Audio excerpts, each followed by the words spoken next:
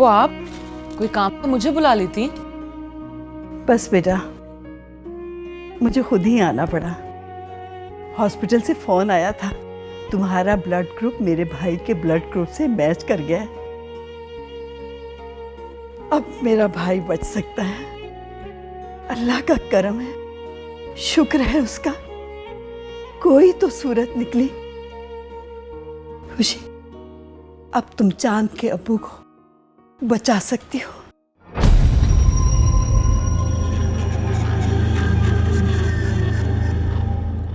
मैं चांद के अब्बू को किडनी नहीं दूंगी। ये तुम क्या कह रही हो? तुम चांद के अब्बू की जान नहीं बचाना चाहती? खुशी, वो तुम्हारे ससुर हैं, उन्होंने तुम्हें कहां से कहां पहुंचा दिया। तुम जो कुछ भी आज हो ना, उन्हीं की वजह से हो। आज वो जिंदगी और मौत की कश्मकश में, तो तुम उनकी जान बचाना नहीं चाहती? नहीं बचाओगे उनकी जान? तुम कितनी खुदगर्ज हो। हाँ, मैं खुदगर्ज हूं। नहीं बचा सकती चांद के अब्बू की जान, नहीं दूंगी अपनी किडनी। अच्छा। हाँ, क्योंकि अगर किडनी देकर जान बचाऊंगी तो सिर्फ अपने अब्बू की। इसका मतलब है तुम मेरे भाई की जान नहीं बचाना चाहती?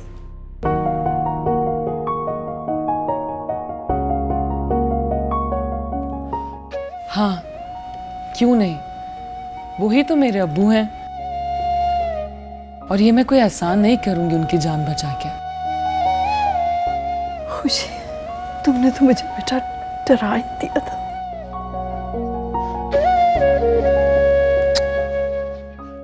मैं भी अस्पताल ही जाने वाली थी, ऑफिस का कोई काम था, मैंने कहा खत्म कर लूं फिर चली जाऊंगी। मैं भी जाऊंगी हॉस्पिटल।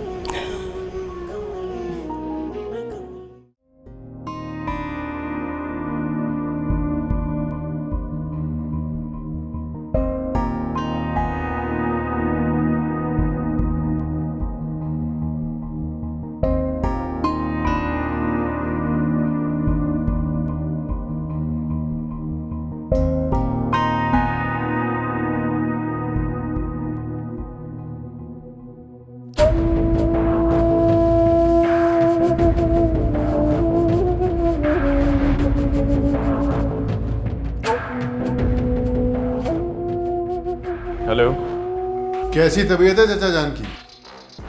किडनी का इंतजाम हुआ? हाँ असलम, दरअसल खुशी का ब्लड ग्रुप चाचा जान के ब्लड ग्रुप से मैच हो गया।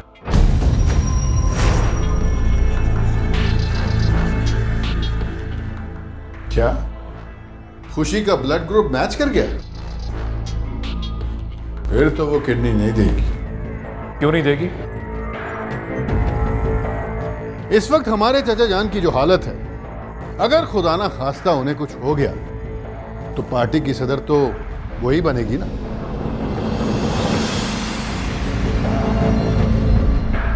और वो उस औहदे को कभी भी नहीं छोड़ सकती।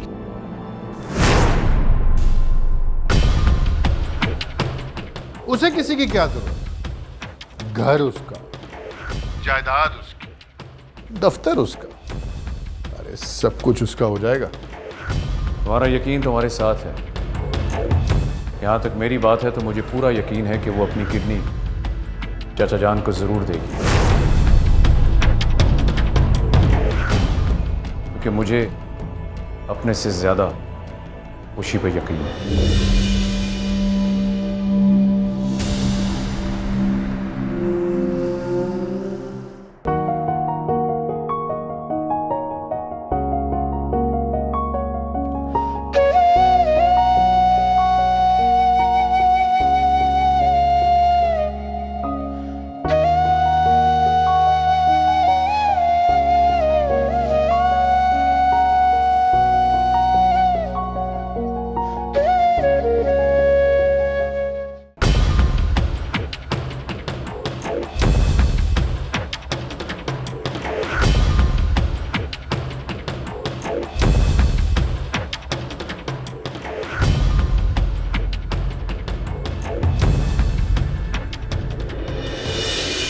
खुशी, तुम आ गए बेटा। अल्लाह का लाख लाख शुक्र है कि तुम्हारा ब्लड ग्रुप उनके ब्लड ग्रुप से मैच कर गया है। बिल्किस आपा का फ़ोन आया था, उन्होंने कहा कि खुशी किडनी देने के लिए तैयार है। थैंक यू बेटा। कैसर, जाओ जल्दी डॉक्टर साहब को बताओ कि खुशी आ गई है। मैं अभी डॉक्टर से बुलवाता हूँ। मैं अब्बू को किडनी क्यों नहीं दूंगी? उन्हीं की वजह से तो मुझे जिंदगी मिली है। मैं वैसे भी उनकी कर्जदार हूँ। अगर मैं अपने जिस्म का एक एक हिस्सा भी दे दूं तो भी मैं उनका कर्ज नहीं उतार सकती।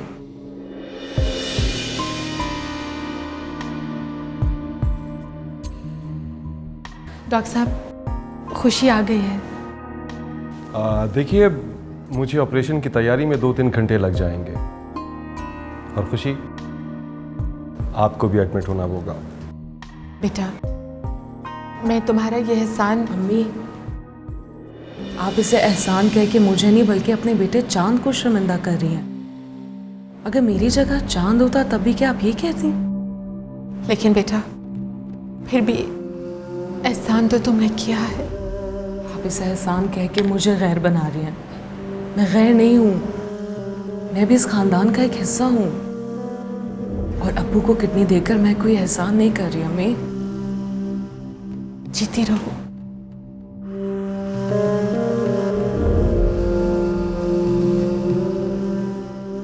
जी, आप आइए, तशरीफ लाइए।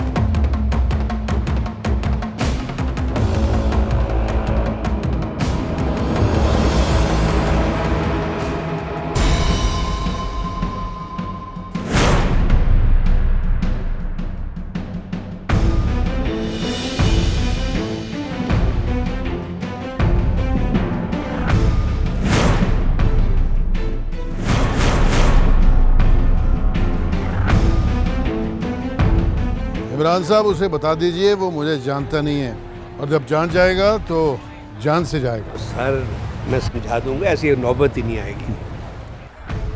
एसपी साहब, आप खैरियत तो है? धमकियां बड़ी देते हैं आप। अब ये मत सोचिएगा कि मैं यहां से गुजर रहा था इसीलिए आपसे मिलने चला आया। आपसे कुछ ऑफिशियल पूछताछ करनी है। पूछिए। सुनने में आया कि आपके चचा जान की तबीयत काफी नासाज है, अस्पताल में भर्ती हैं, जिंदगी और मौत के बीच झूल रहे। जी, ऐसा ही है। जो शख्स आपके चचा जान को किडनी देने वाला था, अचानक उसकी कल ही मौत हो गई। और डॉक्टर सरफराज कह रहे थे कि आप उसी शख्स के बारे में काफी पूछताछ कर रहे थे। जी, मैं अपने चचा के बारे में डिस्कस कर रहा था। अब इसका ये मतलब तो नहीं है कि कल को मैं ओबामा की बात करूंगा और उसे कोई गोली मार देगा तो आप मुझे गिरफ्तार कर लेंगे। अरे नहीं करेंगे भाई, आप तो खामखा गुस्सा हो। मैं तो बस पूछताछ करने आया था। फिलहाल जा रहा हूं, लेकिन दोबारा जरूर आऊंगा। दोबारा क्यों आएंगे आप? असलम शेख साहब, आप किसी दिलावर को जानते हैं?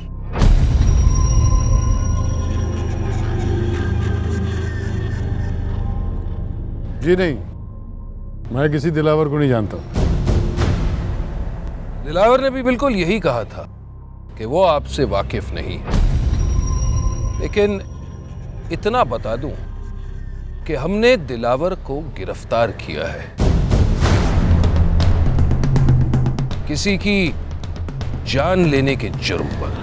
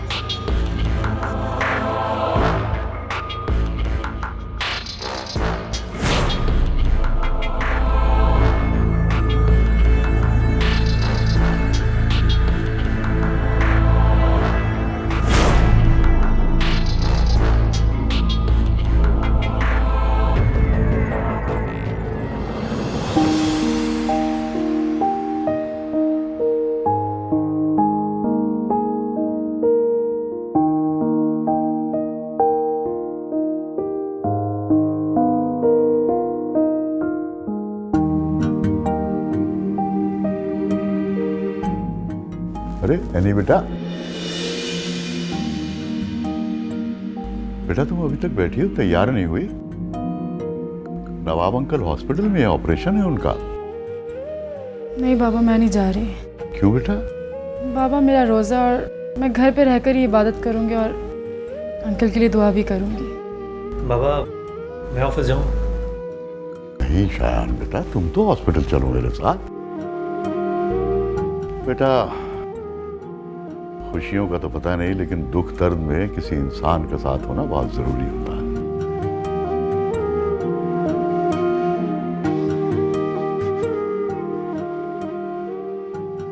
यानी बेटा हम जा रहे हैं। मुझे पता है मेरी बेटी की दुआ में बहुत असर है। बेटा ऐसी दिल से दुआ मांगना कि मेरे दोस्त को कुछ ना हो, जल्दी सेहतयाब हो जाए। चला बाबा, ऐसे ही होगा, फिक्र ना करें। जीते रहो। चलो शायद।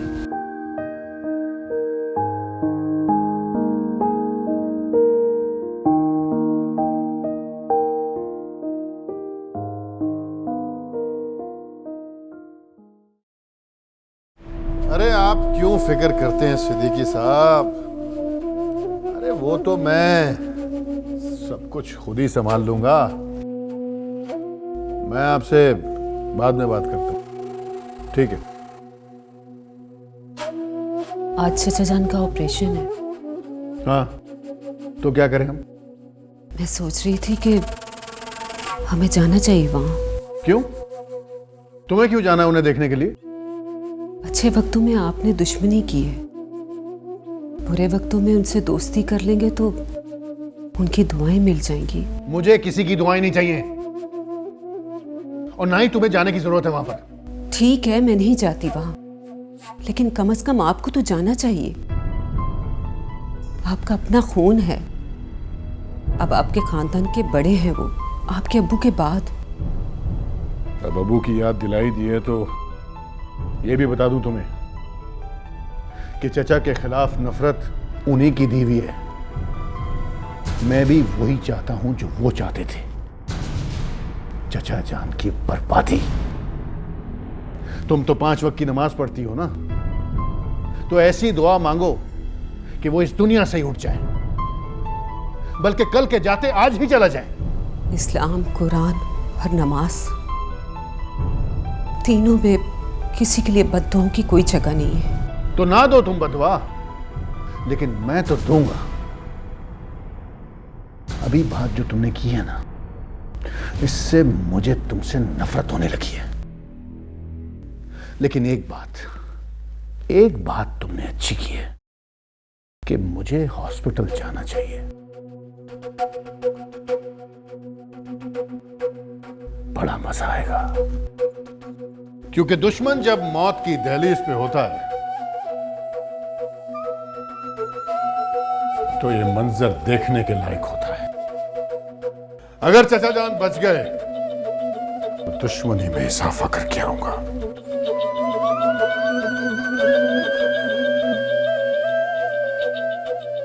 और अगर चाचा जान मर गए तो चाची जान के पैरों में गिर जाऊंगा। अब तुम देख लो तुमने कैसी दुआ मांगनी है, क्योंकि दोनों सूरतों में फायदा मेरा है। अब देखना यह है कि तुम दुश्मनी को खत्म करने के लिए दुआ मांगती हो या दुश्मन को।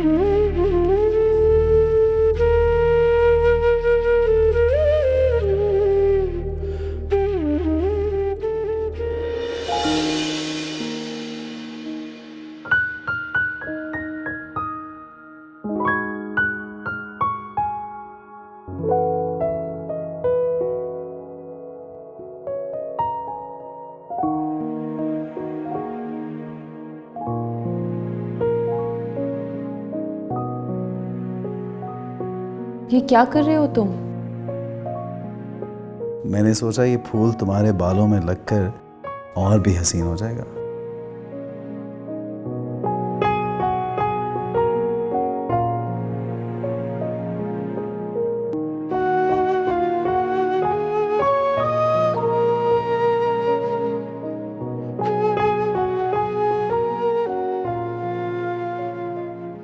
जिंदगी जब कांटों में उलझी हुई हो तो ये रंगीन फूल बालों में अच्छे नहीं लगते।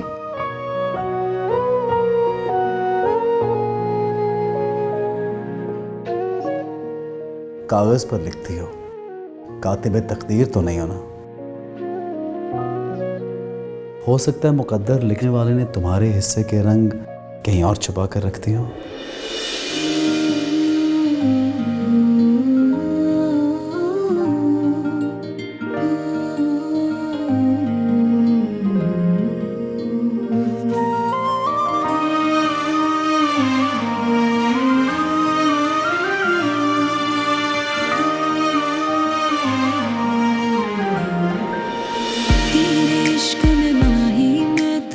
कमली रमली होई अपनी हर एक सांस में हमने तेरी याद पिरोई।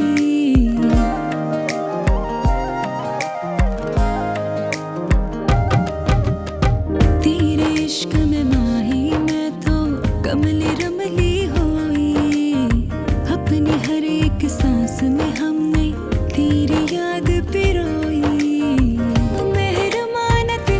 जैसा हमने देखा कोई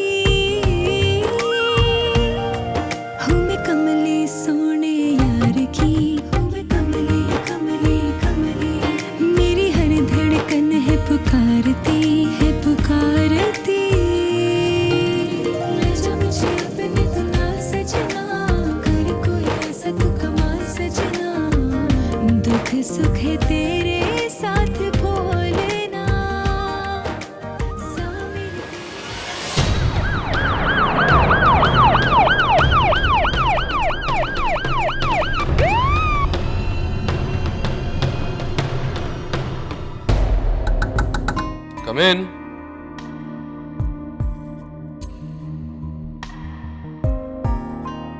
क्यों बुलाया मुझे? चुटकुला सुनाने। देखो दिलावर, इल्जाम तो तुमने अपने सर पे ले लिया, लेकिन कोई दूसरा चुटकुला सुना, और ये तो मुझे भी पता है। लेकिन शायद तुम्हें ये नहीं पता कि आज जब मैं अपने कागजात देख रहा था ना,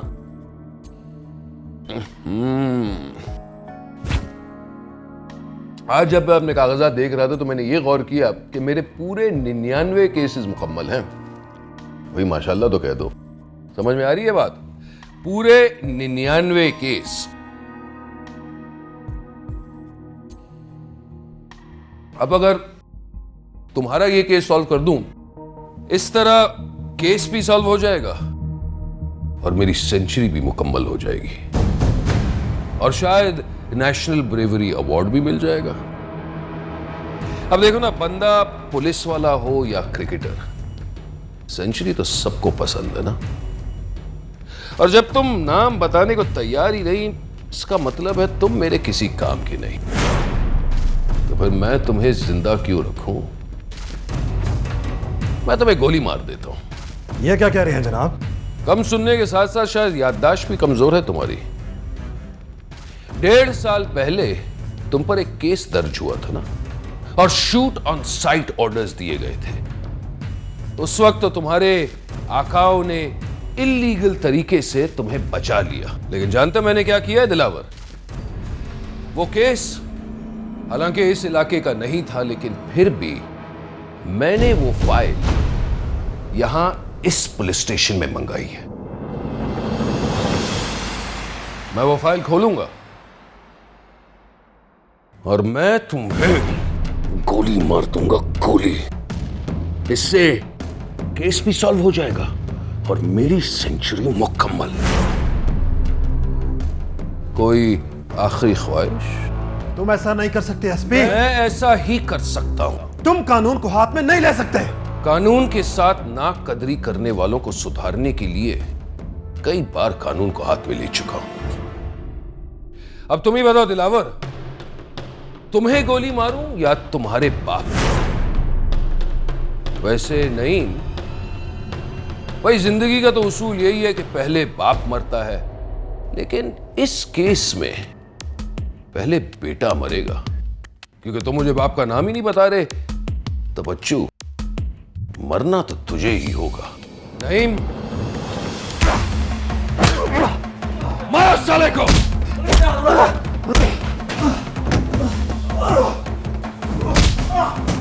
और मारो, मारो इसे।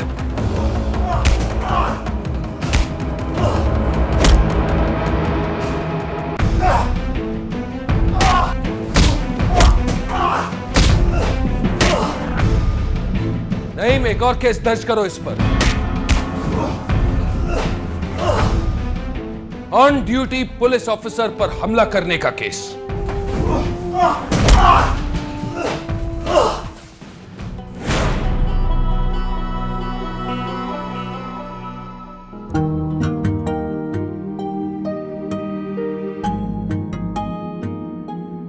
जीनत जी, अमन को ले आ और उसका दूध भी हल्का सा गर्म करके ले आना। जी बहुत बेहतर।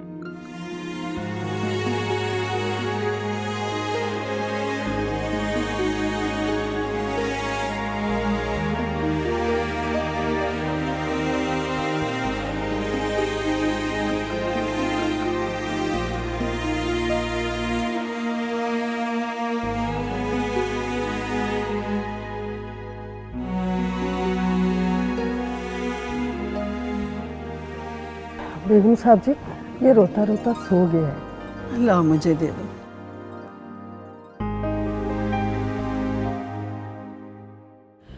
मेरा बच्चा रो रो के हलकान होके सोया लगता है ना? तेरी माँ को कुछ नहीं होगा, जिसने इस घर के लिए इतने अच्छे अच्छे काम किए हैं। अल्लाह उसकी मदद करेगा, अल्लाह उसकी हिफाजत करेगा। देखो, मेरे शौहर चले गए, मैं कितना रोई, मेरा चांद चला गया। कितना रोई, कुछ नहीं हुआ। आंखों से जब आंसू बहते हैं, आंसू भी कहते हैं कि अल्लाह के सामने रो, अल्लाह के सामने रो।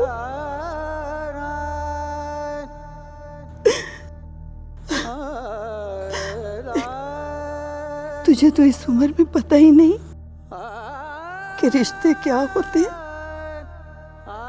हमने तो रिश्तों को खोया है, अपनों को खोया है। तेरा बाप कहता था रोने से कुछ नहीं होता, मुस्कुराना जरूरी है। मुस्कुराने वाले के पास दर्द कभी नहीं आता।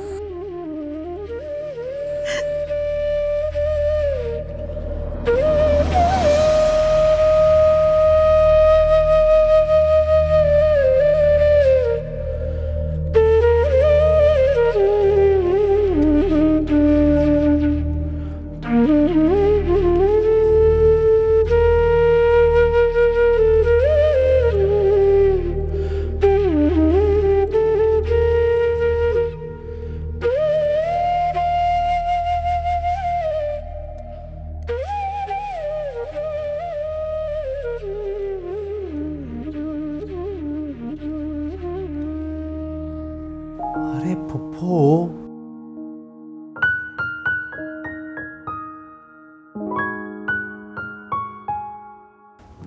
क्या हो गया? आपके चेहरे पर इतनी उदासी, वो भी मेरे होते हुए। Not fair. क्या हुआ है, बताएं। चांद, तेरे फूफा नहीं रहे, वो मुझे छोड़कर चले गए। एक्सीडेंट में जब मेरे पाँव की चोट डॉक्टर ने देखी तो उन्होंने कहा कि मैं अब कभी नहीं चल सकती। ओहो, इसलिए रो रही हैं आप? इसमें रोने वाली क्या बात है? आपको तो खुश होना चाहिए। तमाम कामों से जान छूट गई, अब रेस्ट कीजिएगा, कुछ करने की कोई जरूरत नहीं है। खामखा रो रही हैं। तुझे हंसी सोच रही है? मेरी जान जरा सोचे तो सही। व्हीलचेयर देखिए कितनी हाई फाई है। लॉन्ग वॉक पे जाएगा, बल्कि लॉन्ग ड्राइव पे जाएगा, पूरा शहर घूमेगा, मजे ही मजे। मुझे नहीं करने मजे। ओहो, अच्छा मेरी बात सुनो, सुनो देख ले, एक डिफरेंट पॉइंट ऑफ व्यू से सोचें। अल्लाह ने आपकी जिंदगी तो बचाई है ना? हाँ, सही सलामत बैठी है मेरे सामने। हाँ, दुनिया को एंजॉय करेंगी, बच्चों के साथ एंजॉय करेंगी, कितने मजे हैं। और आराम से बैठ के प्राइम मिनिस्टर की तरह रोब जमाएगा सब पे। बस तू मजाक करना बंद नहीं करेगा? हैं? करूंगा, अगर आप रोना बंद कर देंगी तो। वापस की बात है, अच्छा ही हुआ जो फुफ्फा चले गए। क्या? नहीं, मेरा मतलब है कि किसी को पता ना चले, लेकिन उनकी आदतें कितनी बुरी थी ना। मतलब इतना जुआ खेलते थे, पैसे जाया, मतलब हद हो गई ना। एटलीस्ट कुछ छोड़ तो गए अब आपके लिए, प्रॉपर्टी मजे करें यार। तू बड़ा ही बेशर्म है। तो पप्पो, ये दुनिया शर्म वालों की कब है? पर्दे वालों की नहीं, गुर्दे वालों की दुनिया है। और अगर आप खुश रहे ना तो फिर गुर्दे भी फेल नहीं होते। हाँ, कितना जबरदस्त काम है। एक और बात बता दूं आपको, जो लोग खुश रहते हैं ना, दर्द भी उनके पास कभी नहीं आता। लिहाजा खुश रहिए बस। थोड़ा मुस्कुरा प्लीज, बस रोना नहीं। चांद के होते हुए इस घर में कोई नहीं रो सकता। हाँ, नहीं रोएंगी ना? नहीं, वादा करें, आप वादा करें मुझसे। मैं कह रहा हूँ वादा करें ना, प्रॉमिस। ये हुई ना बात। अब ऐसा करते, व्हीलचेयर पे चलते हैं और आपको आइसक्रीम खिला के लाता हूँ। ओके?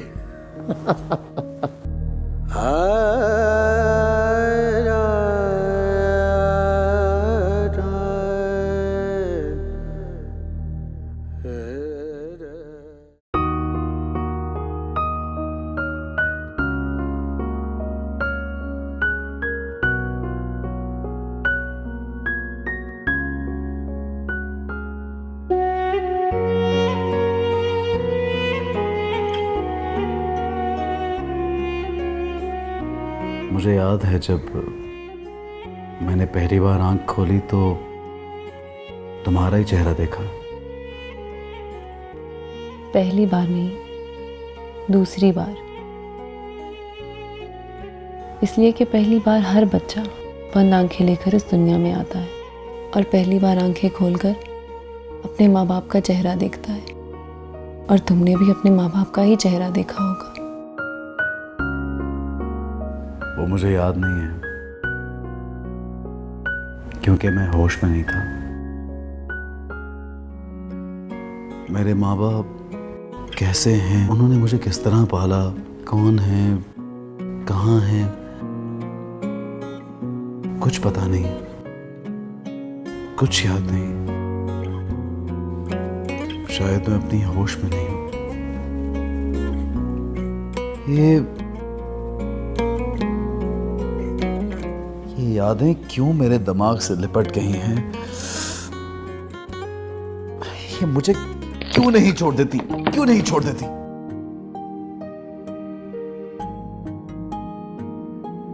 हम पब्लिक प्लेस में बैठे हैं, सब लोग हमें देख रहे हैं।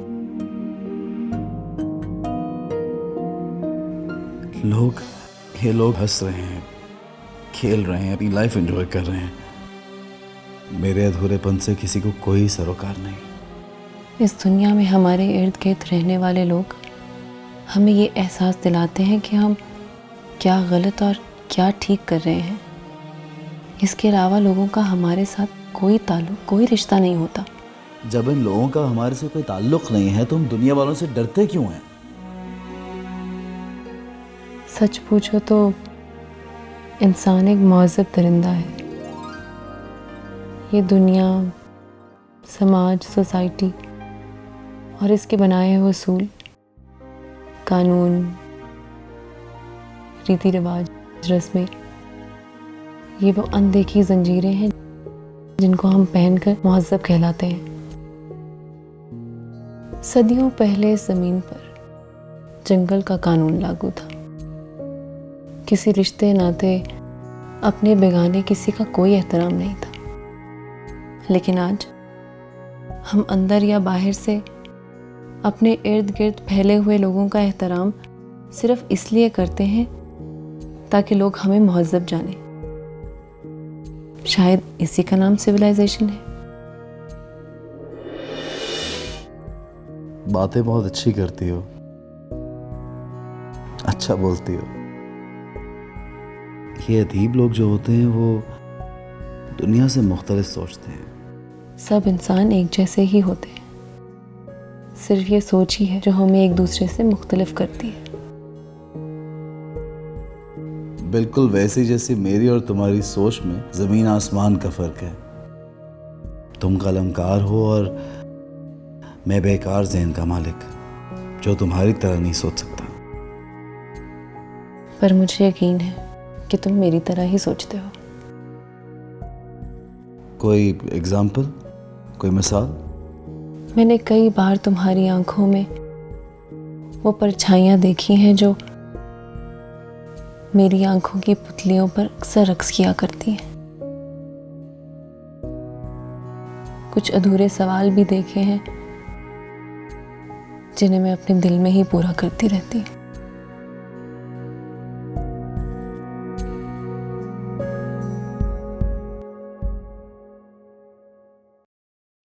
जैसा कि आप लोग जानते हैं कि इंसाफ पार्टी के प्रेसिडेंट और मेंबर ऑफ पार्लियामेंट नवाब वहीदुल्ला साहब इस वक्त जिंदगी और मौत के बीच में झूल रहे हैं। अगर उन्हें कुछ हो जाता है तो उनकी जगह कौन लेगा? ऑपरेशन अभी तक जारी है और डॉक्टर्स का कहना है कि उनकी जान जो है वो खतरे से बाहर है। और वैसे भी जब तक मरीज घर वापस आ नहीं जाता, इससे पहले कुछ कहा नहीं जा सकता। अगर उन्हें कुछ हो गया तो?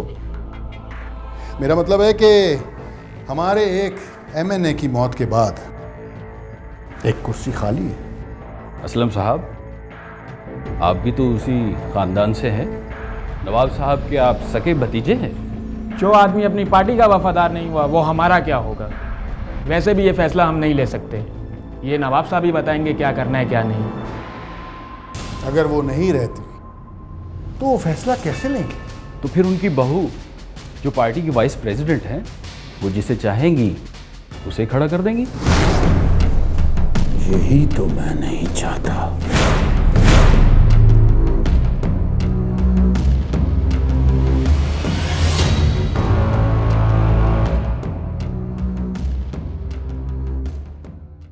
खुशी